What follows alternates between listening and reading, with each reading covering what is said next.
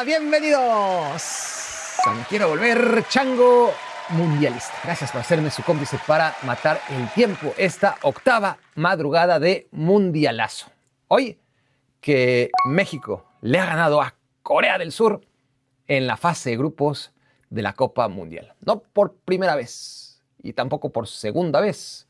Aunque hay quienes, y aquí ya vamos directamente a la reflexión número 1, hay quienes parecen festejar como si fuera la primera vez. Y no, es algo habitual. Corea del Sur es cliente de México en fase de grupos. Para los más antiguos, pues recordarán como México llegó con muchas dudas a Francia 98. Su primer rival fue Corea del Sur. Ganó México 3-1 y con ello empezó el andar positivo de México en aquel mundial. Luego pasaron 20 años. México venía de una tremenda victoria en Rusia 2018 contra la selección alemana, y contra Corea del Sur, México aplasta a los coreanos. El resultado final es engañoso porque quedan 2-1, pero México domina a Corea del Sur de la misma manera en que la había dominado 20 años atrás. Es decir, de 98 a 2018 no hubo una gran evolución por parte del fútbol coreano. Sí que ha sido capaz de generar figuras que ya quisiera México tener a un futbolista establecido en la superélite durante tantos años como Heung-min Son. Ya quisiera México tener un futbolista que, aunque no juegue mucho en el Paris Saint-Germain, esté ahí, sea parte del equipo de los entrenamientos de ciertos partidos, aunque Kang In-lee ciertamente tiene tan poco protagonismo que ya se va del Paris Saint-Germain. Pero ojalá tuviéramos un Kang In-lee o un Kim In-jae, que aunque su nivel ha dejado mucho que desear desde que llegó al Bayern Múnich, fue soberbio en su paso por el Napoli, pues ojalá que en lugar de que nuestros defensas jugaran en la Liga de Rusia o en el Genoa, que no está mal, es decir, podría ser peor, pero ojalá tuviéramos tantos jugadores en la superélite. Bueno, digo tantos, 3, ¿no? Como Corea del Sur. México no tiene eso, pero sí tiene un bloque con el cual sigue sin contar la República de Corea, y por eso pasan los años, pasan los mundiales, y cada vez que Corea está en el grupo de México son buenas noticias, porque México sigue siendo mejor que Corea del Sur a pesar de todo. Lo que sí hay que indicar es que México dominó a Corea del Sur en Francia 1998, le ganó 3-1. Dominó también a Corea del Sur en Rusia 2018, más allá de que el marcador decía era o fue engañoso, 2-1 con ese último gol de Heung-min Son, un golazo en prácticamente la última jugada. En 2026, México vuelve a ganarle a Corea del Sur, pero a diferencia de lo que vimos algunos, los más viejos, en Francia hace tantos años, de lo que vimos todos en Rusia hace 8 años, México en México no pudo, no quiso, no supo, no tiene con qué dominar a Corea del Sur, como lo hizo en Rusia o en Francia. Uno diría, si esto fueran matemáticas, carajo, ganaste en Rusia, ganaste en Francia, ¿cómo no vas a ganar en México? Pues sí, ganó, pero ganó de una manera distinta que nos invita a, por lo menos, reflexionar lo mal que se han hecho las cosas en México, la crisis de futbolistas que tiene ahora mismo la selección, y que no hay mucho que festejar, honestamente. No veo muchos motivos para festejar. Sí que es verdad que una victoria en el Mundial es importante, que México no ha ganado tantos partidos en los Mundiales como para hacerle feo a la posibilidad de festejar una victoria, pero entendiendo que este rival ya se le ha ganado en tantos Mundiales y fuera de casa se le ha dominado, sí es alarmante que en casa México juegue peor contra un rival muy similar, es decir, el mismo país, pero la calidad no ha cambiado. Es decir, tú piensas en la selección de Canadá, en la selección de Panamá, en la misma selección de Japón, y hay un cambio en el nivel, ¿no? Positivo, y hay otras que claramente han tenido un nivel en decrecimiento y por ende ni siquiera están en los mundiales. Enfrentar a Italia en el pasado no tiene nada que ver con enfrentar a Italia en el presente. Pero Corea del Sur ha sido bastante plano y México no ha logrado dominar a Corea del Sur. No ha hecho que se sienta la localía, no ha hecho hacernos pensar, mira, como México está jugando en casa, México está teniendo una actitud coherente con el contexto de este encuentro. Para nada, ¿no?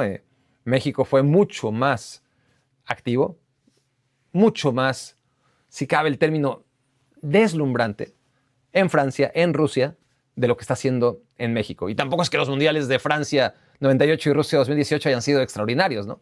Pero ya empiezan a verse con añoranza, ¿no? Ya empezamos a comparar esta selección con la de los buenos tiempos. Por ahora los resultados son los mismos, pero las formas son las que más temprano que tarde te van a hacer aterrizar en una realidad que es peor que la del pasado, hasta que se demuestre lo contrario. Porque hoy, y eso me lleva a la reflexión número 2, no hemos más que confirmado que México tuvo la fortuna de estar encuadrado en uno de los grupos más flojitos de este mundial. Y estoy siendo generoso al decir uno de los más flojitos, con México, con Sudáfrica, con República Checa y con Corea del Sur. Si Corea del Sur, el rival más temible del grupo, es este equipo que sí tiene buen manejo de balón, que es intenso, que corre, que tiene sus argumentos, pero que no tiene profundidad, que no tiene talento diferencial, porque sus tres grandes figuras no están en un momento idóneo. Porque Heung-min Son ya fue, porque Kang Il-ni no ha terminado de ser, y porque Kim Min-jae también fue fugaz su nivel en la superélite, ¿no? Se acomodaron las cosas en el Napoli y fue sensacional, y me parece difícil que a estas alturas podamos ver en Kim Min-jae otra vez a uno de los mejores centrales de Europa como lo fue por ahí de 2023. En cualquier caso, esta Corea del Sur era el equipo más temible, ¿no? Es el segundo mejor equipo de grupo y no tiene calidad, no tiene penetración, no tiene capacidad para acabar sus jugadas. Entonces, México ganó este grupo, México repuntó su nivel, todo el pesimismo que había en México en los últimos amistosos fue generándose cierto optimismo y ahora creo que ya, como suele ocurrir no cada 4 años, porque 2022 en Qatar fue la excepción, nunca levantó esa selección, pero generalmente es lo mismo, ¿no? Se llega con muy bajas expectativas, al primer partido empieza la euforia, al segundo muchas veces se confirma, y cuando llega el partido definitivo, el de octavos de final, que ahora serán 16avos, pues ya veremos, ¿no? Pero ahora estamos en este momento de algarabía que no está muy justificada, entendiendo que para mí México había que presentarse, había que ganar los partidos. Hemos visto sorpresas en esta Copa Mundial, hemos visto a selecciones que han superado las expectativas. España no le pudo ganar a Curazao, Portugal no le pudo, no, sí, España le pudo ganar a Cabo Verde porque Alemania aplastó a Curazao, pero España no pudo con Cabo Verde, Portugal no pudo con la República Democrática del Congo, Suiza no pudo con Qatar. Claro, enfrentarte a Sudáfrica, pues, por ejemplo, hoy no pudo, ¿no? La República Checa, que también es un equipo súper pequeño en Europa ahora mismo, ¿no? Te toca de todos los repechajes el más sencillo, República Checa, que ni siquiera ahora necesitas ganar, ¿no? Todavía México puede perder, que no va a perder contra República Checa, y no pasa nada porque México tiene asegurado el primer lugar de grupo, pero por si las dudas también a México le tocaba una República Checa que está aquí porque le tocó la suerte en el sorteo del repechaje europeo de jugar en casa los 2 partidos. A Irlanda le gana en casa en penales, juega la final del repechaje contra Dinamarca, otra vez en casa y otra vez se va a penales y logra avanzar hasta una Copa Mundial, pero claramente es un grupo muy flojo, muy flojo. Para mí el que más podría compararse con el de Canadá, pero Canadá tiene una selección como Suiza que es un nivel superior, sin duda, al de República Checa, y sí que tiene a Qatar, que es un nivel muy bajo, y tiene a Bosnia, pero creo que Bosnia por lo menos es un equipo aguerrido, ¿no? Limitado dentro de Europa de lo peor, pero por lo menos aguerrido. República Checa no tiene ni una cosa ni otra. Y el único grupo que por ahí podría compararse, porque es muy, muy flojo también, sería el de Bélgica, ¿no? Bélgica ahí que está con la selección de Irán, que también tuvo sus problemas Bélgica para poder sumar en contra de Egipto, ¿no? Empató y gracias, pero sí, ese grupo por lo menos tiene Egipto, ¿no? Que es superior a a Sudáfrica. Y tiene a Bélgica, que es superior a México. ¿Quién es el otro? Es Nueva Zelanda. Nueva Zelanda, que es también una selección de perfil muy bajo.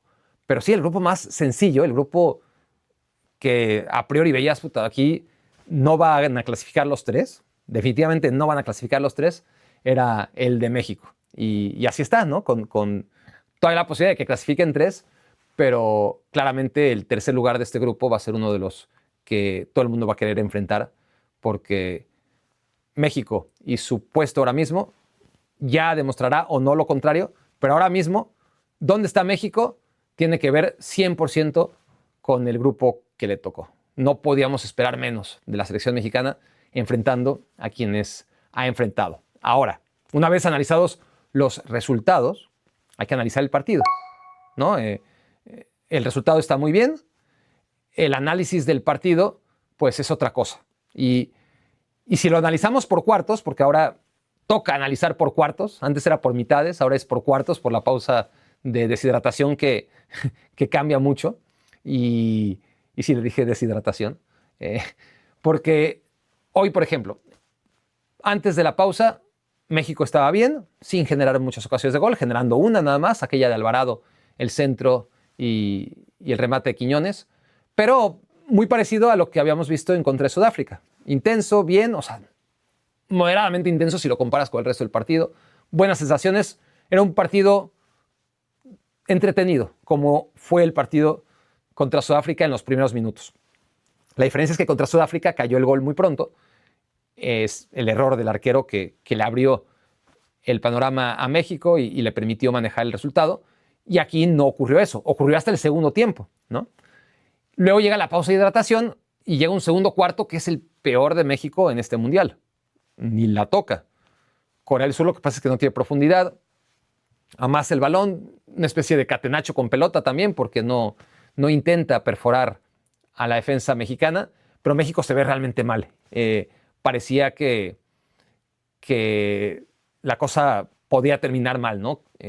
Cuando llegamos a la mitad del partido. Pero llegaba el tercer cuarto, es decir, la reanudación, el segundo tiempo, y ahí México tiene sus mejores minutos, México le sube la intensidad, México recupera lo que había perdido en el primer tiempo y otra vez un regalo, otra vez lo que define el partido México contra Corea como lo que definió el partido México contra Sudáfrica es un error del portero garrafal que es producto también de buenos momentos de México. Tampoco es que fue aislado esa jugada, ¿no? Pero a poco que le subió la intensidad, México logró, llamémosle medio provocar, ¿no? Medio provocar el error del arquero que sale, se estorba con sus propios defensas, no logra agarrar la pelota y Luis Romo, que casualmente pasaba por ahí, le empuja para el único gol del partido.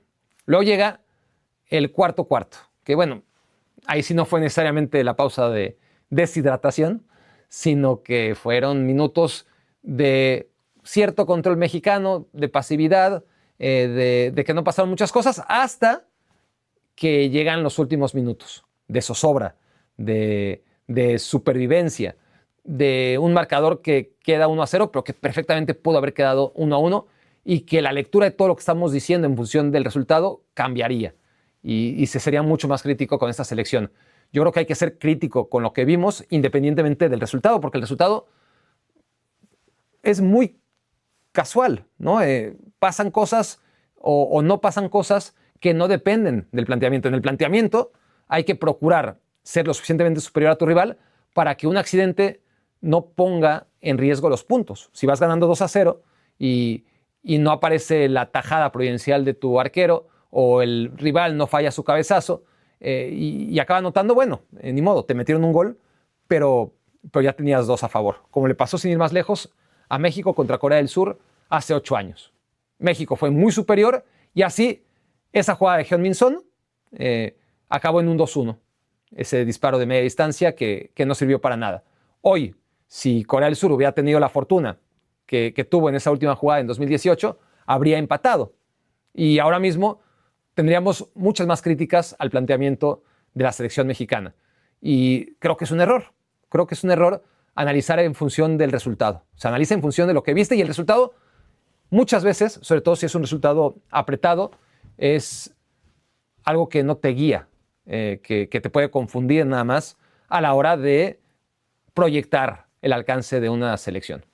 México hoy hace un partido flojo y se dice, más allá que el resultado haya sido bueno, no creo que haya demasiadas cosas que halagarle a la selección mexicana por la forma en la que juega, por el rival que tiene, porque en general la selección mexicana está en un momento muy pobre de su historia. No ha sido una historia maravillosa tampoco, pero dentro de su historia realmente es paupérrimo lo que hemos visto hasta ahora de la selección mexicana y parece que nos conformamos con poco. Y me parece bien que celebremos los puntos. Mejor tenerlos a no tenerlos.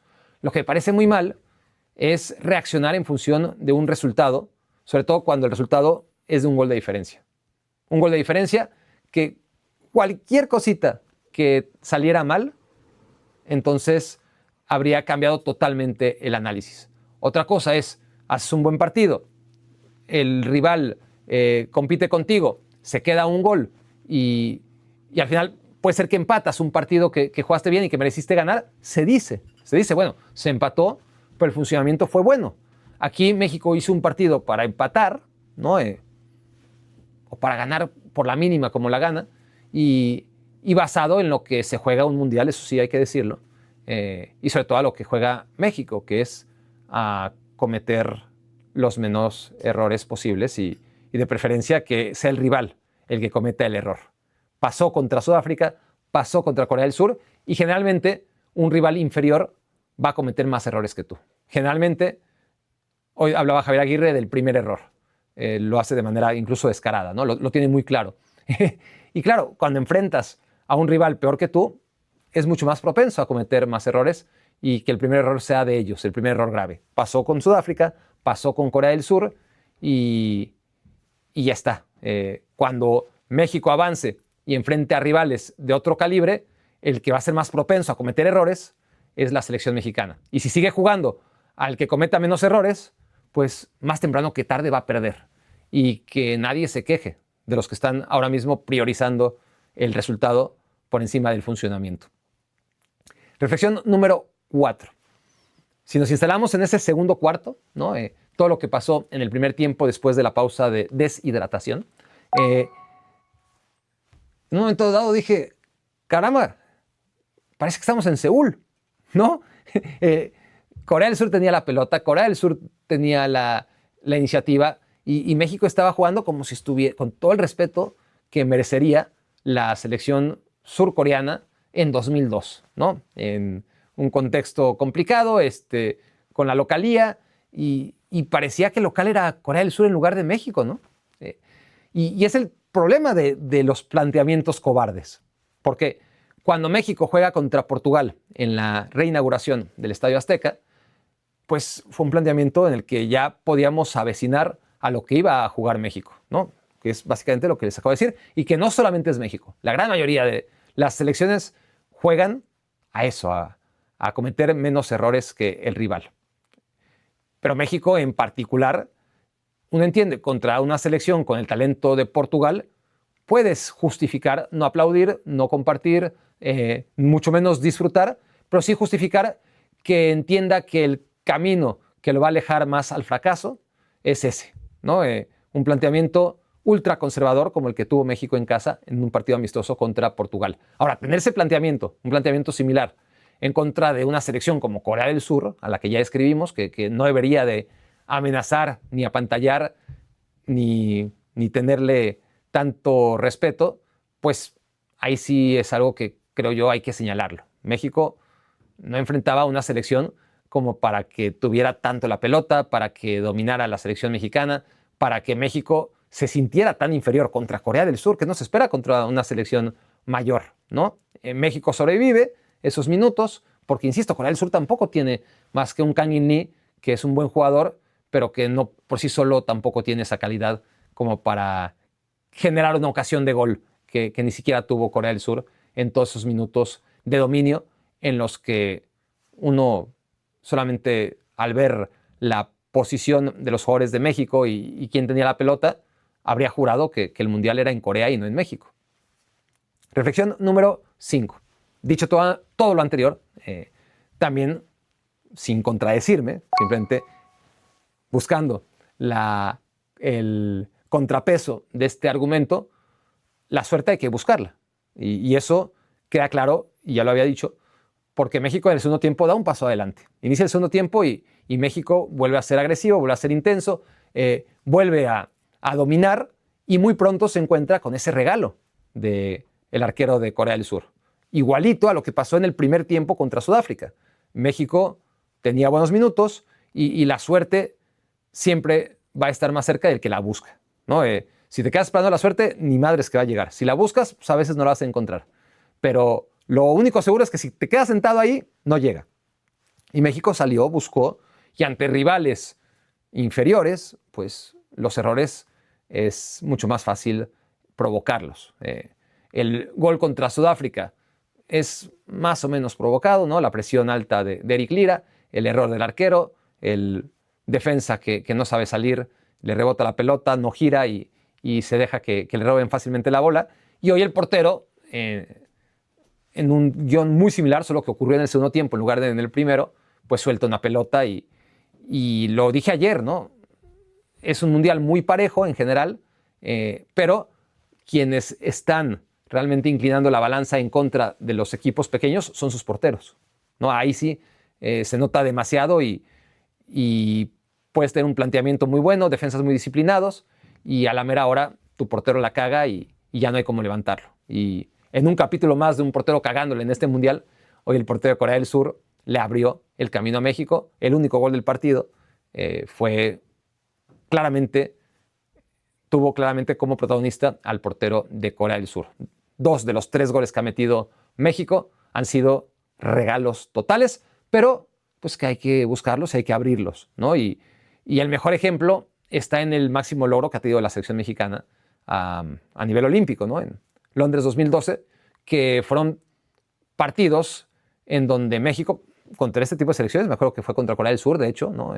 En cuartos de final o si no es que en semifinales, donde México, la mayoría de sus goles en el camino los conseguía provocando errores, ¿no? Presionando arriba, recuperando la pelota muy cerca del área rival y definiendo.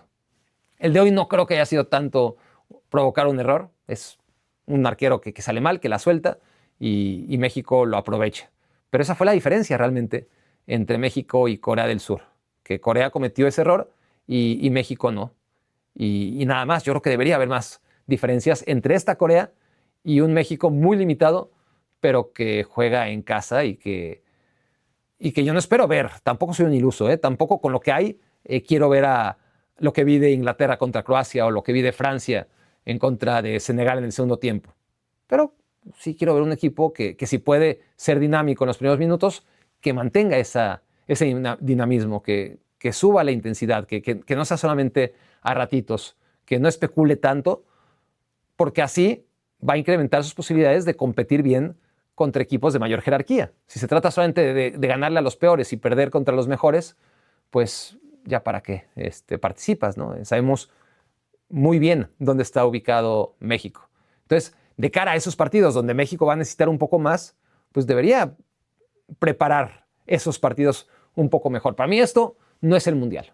Para mí la fase de grupos ahora con 48 equipos equivale a una eliminatoria, ¿no? Estás eliminando a los 16 peores y a partir de que eliminas a lo peor de lo peor, quedan 32 y ya tienes a los equipos que tenías históricamente, ¿no? En los mundiales desde 1998. Y llegados a esa etapa a la que ha clasificado México, hoy clasifica México para mí al mundial, todo lo que hemos visto ha sido eliminatoria. A partir de ahí, la gran diferencia es que, claro, que antes era un grupo de 3 y tenías margen de error. Ahora no. Ahora juegas directamente por tu pase a ser uno de los mejores 16. Antes jugabas 3 partidos y si conseguías los puntos necesarios, pasabas a la siguiente ronda, eliminabas a 16, pasaban de ronda a 16. Aquí es todo a un partido. Pero todo lo que hemos visto hasta ahora ha sido un equivalente a la eliminatoria. La eliminatoria que te lleva a 32 equipos. Estás ahora sí con un partido que estaremos por descubrir quién es el rival de 16avos que va a colapsar lo que vienen siendo las fases de grupo en las que México, antes de Qatar, lograba pasar exitosamente. Y debería hacerlo, ¿no? Contra un tercer lugar. No tiene pinta de que México no pueda pasar a octavos de final, pero una vez llegados a octavos de final, si es Inglaterra, como marcan las llavecitas, si es que llega a Inglaterra, está por verse, pues todo pinta a que va a ser la misma historia de siempre. Y quien no lo quiera ver, pues ya lo verá, ¿no? Muy pronto lo verá. Reflexión número 6, rápidamente. ¿Qué pedo? ¿Qué cantidad de asientos vacíos, no? Un estadio pequeño, muy pequeño, ¿no? Para lo que podría ser, para lo que debería ser. Pero bueno, un estadio moderno, bonito, pequeñito. Tantos asientos vacíos. No por falta de interés, obviamente, sino por exceso de codicia. Precios que te hablan de un mundo que va por un camino errado, ¿no? O sea, no pueden costar así boletos para ver un partido o cualquier cosa. No puedes empeñar ahorros, sacrificar tantos años de trabajo o condicionar inversiones de futuro en un partido de fútbol, ¿no? No deberías. Quien lo hace está mal o le sobra tanto dinero que le da igual pagar lo que pagó, como pagar 10 veces más, como pagar 10 veces menos, o no ir al estadio. Pero es increíble, ¿no? A mí me indigna muchísimo. Yo no sé si hay reacciones o no. Afortunadamente me mantengo lejos de las interacciones en social media, pero quiero pensar que la gente dice, ¿qué pedo? ¿Cómo diablos había tantos asientos vacíos? ¿No? Era muy evidente en la transmisión. Un estadio que debería estar repleto y que por la asquerosa avaricia de la FIFA a la hora de vender las entradas, pues resulta que hubo entradas que no se acabaron de vender, que acabaron en malas manos y que esos asientos no tuvieron quien los ocupara. Eso es indignante, ¿no? Y se tendría que hablar más. Se tendría que hablar mucho más de eso. Reflexión número 7. Qué importante que Rangel, el arquero de México, haya tenido su momento, ¿no? Ese momento que pudo ser el empate de Corea del Sur y que no fue gracias a la doble intervención, a la estirada de Tala Rangel que evita en 2 tiempos el gol de Corea del Sur.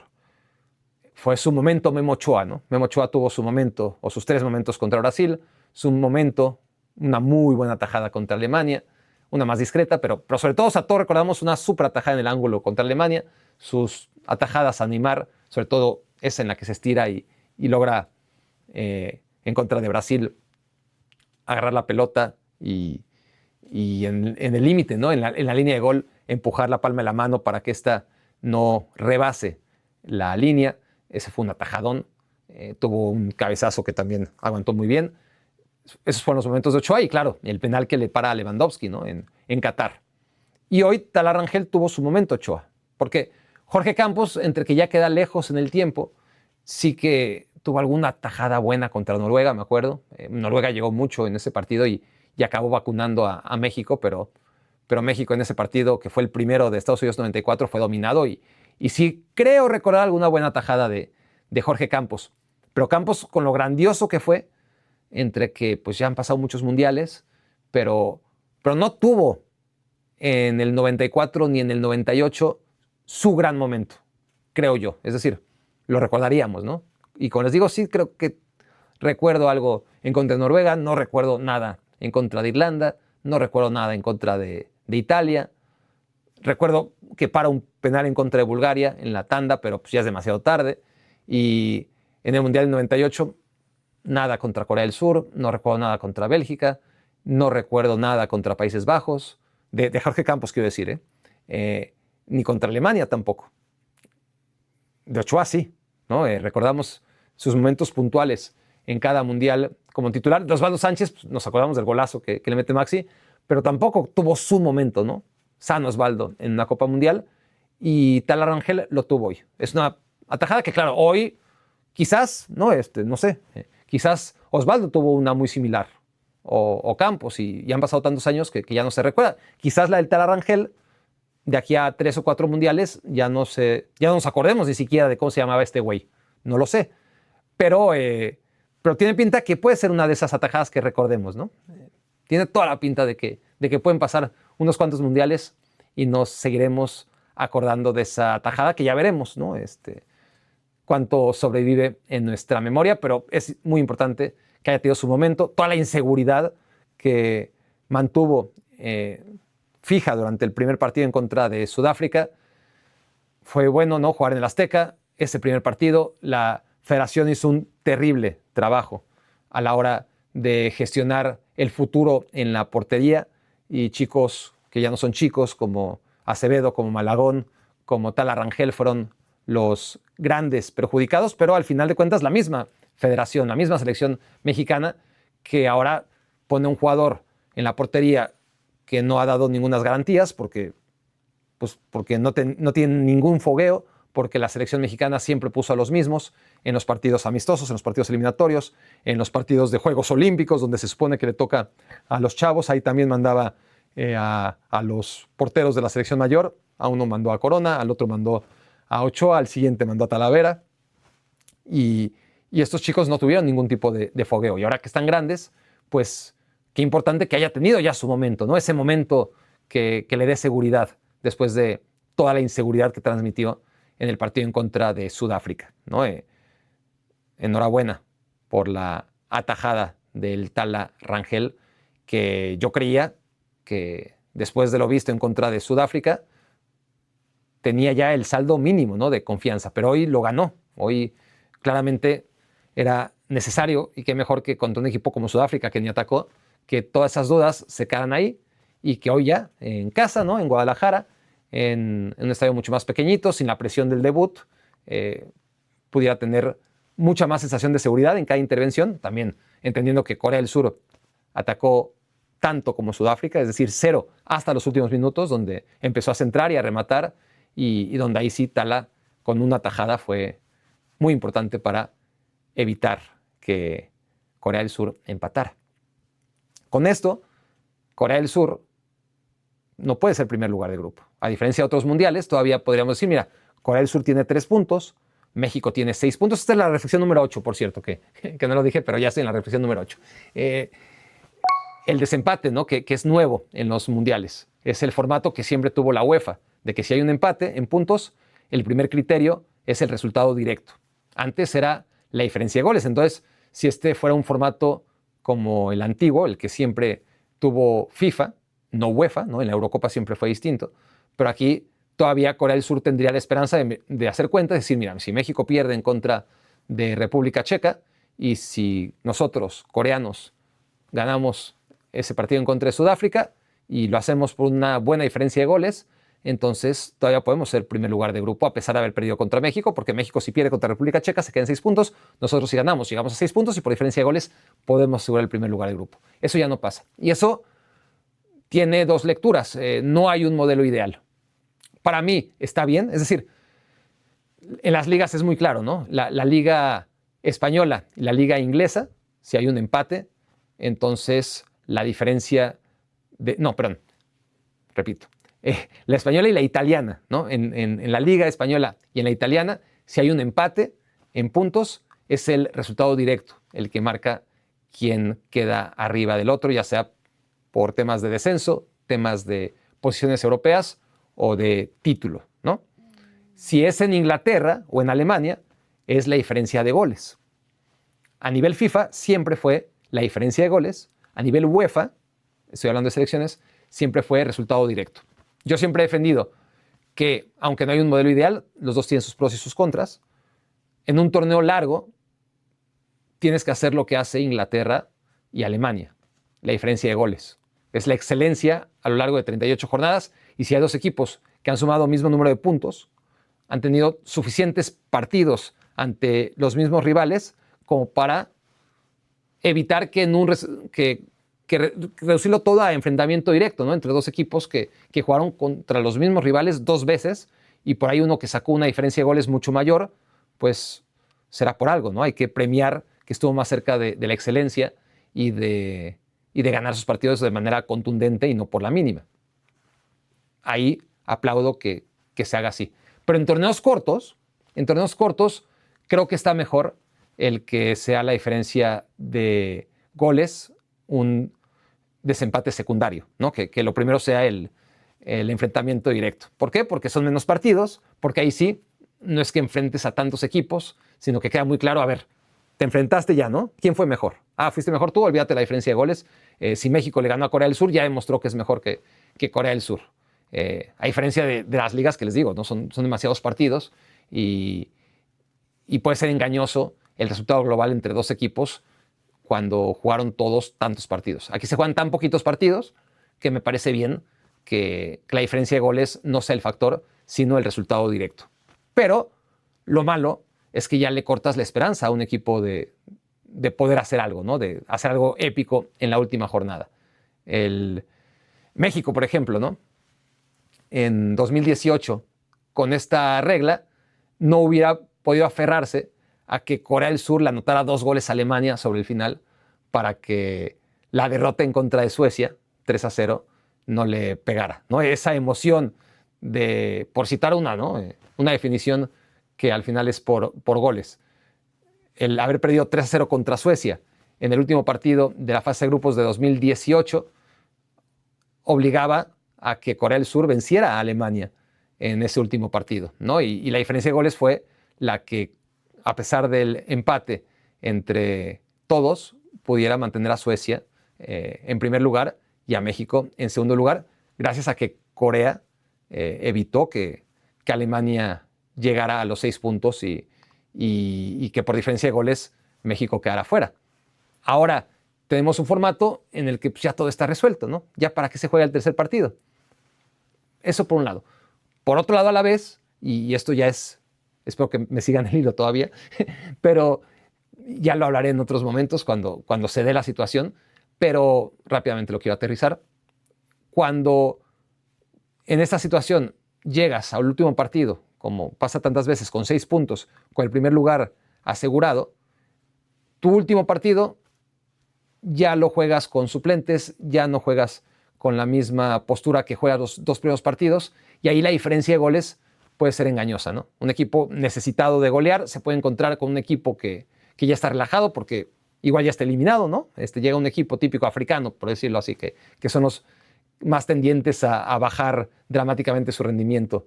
Te lo enfrentas en el primer partido y es muy difícil golearlo, ¿no? Te lo enfrentas en el último partido cuando ya están eliminados y es mucho más fácil golearlo y ya no es parejo para aquel equipo que le tocó enfrentar a ese equipo africano en la jornada 1 al que le toca enfrentarlo ya todos peleados, enojados y mucho más propensos a ser goleados. Por ese argumento también creo que está bien que se haya cambiado, por si se lo preguntaban, pero es algo que ya seguiré reflexionando en otros momentos porque esto apenas empieza, ¿no? Apenas es el inicio de la segunda jornada. Cuando estemos en la tercera, creo que tendré que repetir estos argumentos y quizás con mayor claridad. Espero no haberme enredado demasiado. Reflexión número 9. Hoy sale Heung-min Son del campo y mucha gente se sorprende, ¿no? Yo fui el menos. Yo tenía claro que Heung-min Son no estaba y que no podía ser el elemento diferencial de Corea del Sur. No era necesario ni siquiera ver el partido, sino simplemente seguir su trayectoria y saber que su estado de forma no es el idóneo para una Copa Mundial. Pero bueno, sigue siendo un buen jugador, sigue siendo ciertamente útil, siempre será un jugador histórico para Corea del Sur y tiene un rol muy similar en Corea del Sur al que tiene Modric en Croacia, al que tiene James Rodríguez en Colombia y al que tiene Cristiano Ronaldo en Portugal. Pero ahora que tengo la memoria muy fresca porque fueron partidos que se jugaron un día tras de otro, no deja llamar la atención que el primer cambio de Colombia en contra de Uzbekistán fue James Rodríguez. Y era obvio que tenía que ser James Rodríguez.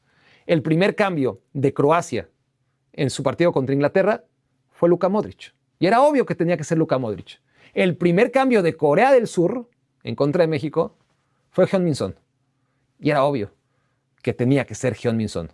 Hay una edad, hay un desgaste, hay un respeto sobre esas figuras, se intenta con ellas, pero hay un momento en el que todos entienden, empezando por James, Modric y Heung-min Son, que ayudan más fuera que dentro. Portugal, teniendo mucho más que Corea, mucho más que Croacia, mucho más que Colombia, a diferencia de Modric, a diferencia de James Rodríguez, a diferencia de Heung-min Son, tiene un Cristiano Ronaldo que juega todos y cada uno de los minutos, segundos y centésimas de cada partido. No deja de ser paradójico, ¿no? Que Portugal, que sí tiene más recursos, que tiene a un figurón histórico mucho mayor que Heung-min Son, mucho mayor que James Rodríguez, todavía mayor que Modric, tenga esa necesidad de que su figura juegue cada instante, mover todo menos a Cristiano Ronaldo, a diferencia de lo que hacen selecciones que no priorizan el que trascienda su figura. Quieren mucho a Modric en Croacia, quieren mucho a James en Colombia, quieren mucho a Heung-min Son en Corea del Sur, pero quieren más a su selección. Está por encima de sus jugadores históricos. Croacia está por encima de Modric. Colombia está por encima de James. Corea del Sur está por encima de Heung-min Son, pero Portugal no está por encima de Cristiano Ronaldo. Es la gran diferencia. Reflexión número 10. Esto me lleva a mi momento favorito del día, que a la vez fue mi momento más desagradable del día. Me refiero al momento que vivimos en la transmisión, la fractura terrible de Ibrahim Koné, el futbolista canadiense. A ver, yo quiero hacer una reflexión al respecto, ¿no? Digo que es mi mejor momento y mi peor momento, porque fue muy bonito ver a Koné despedirse, sonriente, agradeciendo todo el amor recibido, relajado, transmitiendo calma tras los momentos que se vivieron a su alrededor. Eso fue muy bonito. Fue muy desagradable el manejo, otra vez, de la dirección de cámaras, ¿no?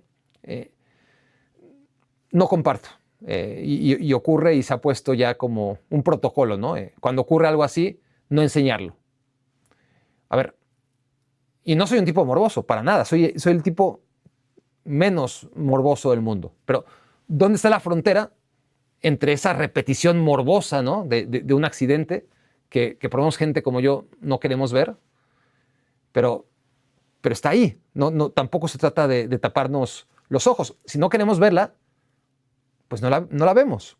Basta con que nos advierta el relator con que estamos a punto de ver unas imágenes que quizás no querramos ver, ¿no? Una advertencia es suficiente, pero creo que es más importante la información de lo que está ocurriendo, de lo que acaba de ocurrir, ¿no? Un partido de fútbol, queremos ver los goles, claro, la repetición del gol, la falta, la repetición de la falta, si es una falta que tiene implicación en una sanción de tarjeta amarilla, por ejemplo, la repetición del fuera de juego. No vemos el partido solamente por los goles, las faltas, los fueras de juego, sino por información en general, ¿no? Todo es información en un partido, incluyendo fracturas horrorosas como la que sufrió Koné, ¿no? Los televidentes queríamos ver, no necesariamente la fractura expuesta, pero sí lo que le originó esa fractura. Queríamos ver otra vez la falta, a ver si fue malintencionada, si fue un accidente, si... Información, ¿qué pasó? ¿No? Y la televisión sistemáticamente nos oculta, no nos quiere enseñar lo que pasó. Nos sobreprotege en un mundo de tan asquerosa doble moral, porque por un lado está mal visto que nos pongan repeticiones de accidentes como ese, ¿no? Por otro lado, se avala que en la UFC salgan con la cara morada y sangrienta y repetir una y otra y otra y otra y otra vez las imágenes de los golpes y de sus consecuencias. ¿Dónde está la frontera, les decía, entre esa repetición morbosa y la información de lo que ocurre en el partido, ¿no? Porque, claro, es un horario en el que hay niños viendo el partido y no está mal que sepan, que estén alerta de que el fútbol puede ser un deporte de alto riesgo, ¿no? Que la vida en general parece muy tranquila y en el momento menos esperado puede pasar algo, ¿no? Que en un partido de fútbol hay riesgo, ¿no? Es importante que lo sepan, no se lo ocultes. Que el fútbol es más que fama y fortuna y alegría, ¿no? Que quienes lo juegan también se exponen a lo peor. Yo creo que está bien saberlo, es información, ¿no? Y eso puede pasar en el fútbol profesional o en el recreo con los amigos. Es importante que lo sepan los niños y los adultos que lo están viendo, ¿no? Entonces, por desagradable que sea, ¿es ético ocultarlo? No digo que lo repitas una y otra y otra y otra vez. No, eso ya es morbo. Pero una vez para poder calibrar qué pasó. Si realmente el jugador de Qatar está enfermo y hay que sancionarlo, o si fue un accidente, ¿no? Si la acción era de tarjeta roja, como finalmente se sacó, o si la acción era desafortunada y era de tarjeta amarilla, ¿no? Aquí se vuelve a expulsar al jugador por las consecuencias, porque la primera decisión había sido tarjeta amarilla. El VAR, cuando el protocolo te marca que hay que ir al monitor, por proteger otra vez al televidente, decide darle la indicación al árbitro de que expulse. Que así debería ser siempre, ¿eh? Pero no es así. O sea, si el VAR vio que era roja, que el árbitro saque roja, que son un equipo. Pero no es así. Así debería ser, insisto yo. Pero el árbitro es el que va al monitor y ante el consejo del VAR decide si expulsar o no expulsar. Hoy no, por ese estúpido exceso de sobreprotección y doble moral en un mundo en el que se ven cosas mucho peores y son bien vistas y son avaladas y están enmarcadas incluso dentro de un deporte, ¿no? Yo no necesito que el director de cámaras me sobreproteja. Está bien que haya una alerta, que se repita una sola vez, que avisen, quien lo quiera ver que lo vea y quien no. Pero déjame a mí decidir si quiero verlo o no quiero verlo. Déjame ver el partido, déjame ver los goles, déjame ver los tiros de esquina y déjame ver las fracturas. Déjame ver, insisto, y quiero ser muy claro aquí, no quiero ver en sí y es muy humano, es muy, muy humano que la gente en general esté pendiente de ese tipo de cosas y que le llamen la atención. Yo siempre lo he criticado, ¿no? El típico de que vas conduciendo y de repente dices, puta, qué pinche tráfico, cabrón. Y te das cuenta que el accidente no era de tu lado, sino del otro. Y que si hay tráfico de tu lado es por los morbosos que no pueden evitar pararse y ver si hay un poquito de sangre o si hay ambulancias o a ver qué encuentran, ¿no? Es algo súper humano. Pero aquí ni siquiera estoy diciendo que tienen que mostrarle a la gente lo que quieren, ¿no? Porque a la gente le encanta ver ese tipo de cosas, que también le encanta y no lo vamos a ocultar. A la mayoría de la gente le encanta y lo buscó seguramente por otros medios. Les garantizo que yo no. Pero yo no lo quiero ver eso. Yo lo que quería ver era si la falta era de tarjeta roja o no era de tarjeta roja. Y eso no me lo dieron por esa estúpida sobreprotección y esa estúpida doble moral que impera en nuestros días. Esto fue Me Quiero Volver Chango. Muchas gracias por haberme hecho su cómplice para matar el tiempo.